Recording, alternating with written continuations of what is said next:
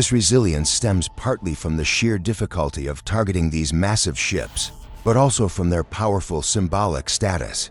Since the 1950s, the supercarrier has been the most potent symbol of American military might and naval dominance. The last time a U.S. Navy aircraft carrier was sunk in combat was during the Second World War. 12 were lost in that conflict, the final one being the USS Bismarck Sea, destroyed by Japanese kamikaze attacks in February 1945. Today, however, the immense size of modern carriers might suggest vulnerability to increasingly sophisticated anti-ship weapons. So, the question remains, why has no nation dared to attack an American carrier in the modern era? What makes these vessels so intimidating? One primary reason is their impressive speed and agility. Carriers like the Nimitz and Ford classes are the largest warships ever built. The Nimitz class, for instance, stretches 333 meters long and displaces over 100,000 tons. Built with robust steel hulls and numerous watertight compartments, they are designed to withstand significant damage from conventional torpedoes or mines. Powering these giants are two nuclear reactors, allowing them to operate for 20 to 25 years without refueling.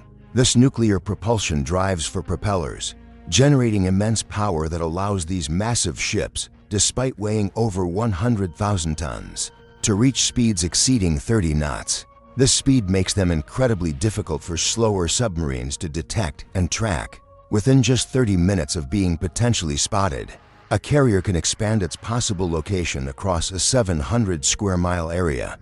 After 90 minutes, that area grows to 6,000 square miles. A second critical factor is the formidable multi-layered defense surrounding each carrier. You will never find an American carrier operating alone. They are always the centerpiece of a Carrier Strike Group, or CSG. A typical CSG is a powerful naval formation. It includes the aircraft carrier itself, accompanied by several Ticonderoga-class cruisers and Arleigh Burke-class destroyers, one or two nuclear attack submarines, and logistics support ships. The exact composition can vary depending on the mission. The carrier acts as the command center and core offensive power, carrying a wing of fighter jets like the F/A-18 Super Hornet, electronic warfare aircraft, early warning planes, and helicopters. These aircraft can strike deep into enemy territory or provide long-range defense for the group. The escort ships form protective rings. Ticonderoga-class cruisers provide crucial air defense, anti-submarine, and anti-surface warfare capabilities. Their advanced Aegis combat system is capable of tracking and engaging numerous threats simultaneously, including ballistic missiles. They can also launch Tomahawk cruise missiles for land attacks from their vertical launch systems. Arleigh Burke-class destroyers contribute similar multi-role defense capabilities: anti-air, anti-surface, and anti-submarine warfare. Also equipped with the Aegis system and vertical launch tubes for Tomahawks and defensive missiles. They work in concert with the cruisers to create a comprehensive defense shield above, on, and below the water. Underwater, nuclear attack submarines, like the Los Angeles or Virginia classes, act as scouts and guardians. They typically operate ahead of the group, detecting and warning of enemy surface ships and submarines. In high-threat situations, one submarine might lead the way while another trails behind the formation. Logistics ships ensure the CSG remains supplied, providing jet fuel for the carrier's aircraft and diesel for the escort vessels. They often transfer their fuel and rotate out, replaced by fresh supply ships. This combination of the carrier's own capabilities and the layered defense of the CSG, guided by specific tactics, maximizes survivability. Carriers generally avoid operating in heavily mined waters unless cleared, and they prefer the open ocean where their speed and maneuverability are most effective. Making constant movements to complicate enemy tracking. Confined waters, where enemy vessels might blend with civilian traffic, are typically avoided. Furthermore, continuous investment in cutting-edge technology enhances carrier defense, integrating advanced sensors and weapons systems into network defense grids, like comprehensive fire control systems, creates a highly responsive shield that is incredibly difficult for an enemy to penetrate. Given these layers of defense, the ship's resilience, speed, the powerful CSG, advanced technology, and careful tactics, few nations possess the capability to pose a credible threat. To these billion-dollar warships, their nuclear power grants them virtually unlimited range, allowing the U.S. to project power and protect its interests anywhere globally. This reality is likely to hold true for decades to come, especially as the Navy invests heavily in new military technologies. The probability of sinking a U.S. carrier with conventional weapons appears almost negligible. But what if a nation did decide to launch an all-out attack on a U.S. carrier group?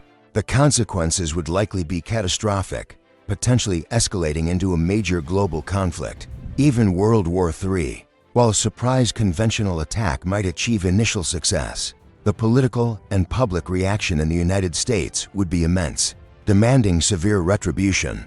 An attack by a non-state actor causing mass casualties and destroying a carrier would undoubtedly unleash overwhelming fury. Despite their strength, carriers remain instruments of war, inherently vulnerable to attack. However, most conflicts since WWII have been smaller in scale, where attacking such a high-value, symbolic target was never considered a wise strategic option, even by nations like Russia or China who have developed specialized anti-carrier missiles. Attacking a carrier carries enormous political weight, far beyond the military implications.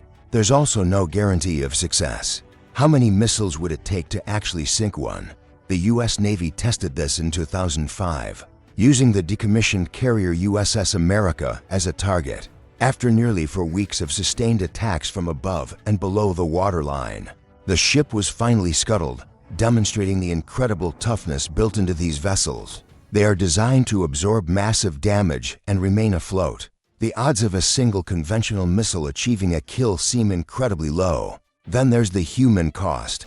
A Nimitz-class carrier houses around 6,000 personnel, a floating American city.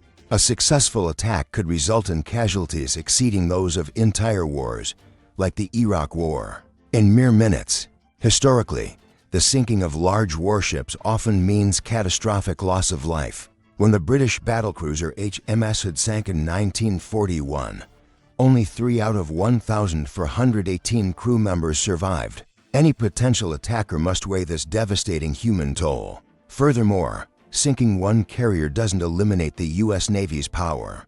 The U.S. operates multiple carrier strike groups and could surge others to the conflict zone. Losing one carrier represents perhaps a 10% reduction in that specific capability. Hardly a decisive blow. Ultimately, attacking a U.S. aircraft carrier would be the fastest way to escalate a limited conflict into total war. It would be a deliberate, strategic decision of the highest order, signifying an intention for major confrontation. Considering the likely U.S. response, a determined, all-out military effort, deploying remaining carriers and assets. Much like the reaction to the 9/11 attacks, any potential adversary must ask 2 critical questions. Can we actually do it? And even if we can, is the inevitable price worth paying? Answering those questions reveals why, despite their visibility and perceived vulnerability, America's floating fortresses continue to sail the world's oceans, unchallenged since the days of World War II.